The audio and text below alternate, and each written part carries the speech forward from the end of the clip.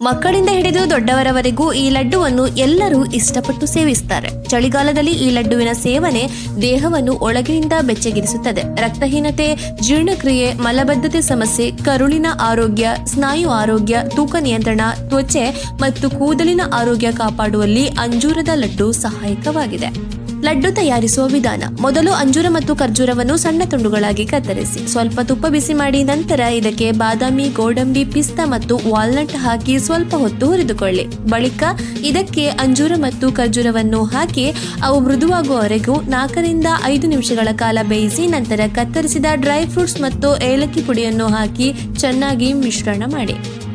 ನಂತರ stove off ಮಾಡಿ. ಮಿಶ್ರಣವನ್ನು ಸ್ವಲ್ಪ ತಣ್ಣಗಾಗಲು ಬಿಟ್ಟು ನಂತರ ಕೈಗೆ ತುಪ್ಪ ಸವರಿ ಸಣ್ಣ ಲಡ್ಡುಗಳನ್ನಾಗಿ ಮಾಡಿ. ನಿಮಗಿಷ್ಟವಿದ್ದರೆ ಈ ಲಡ್ಡುಗಳಿಗೆ ಹುರಿದ ಎಳ್ಳು ಅಥವಾ ಗಸಗಸೆಯನ್ನು ಸೇರಿಸಬಹುದು.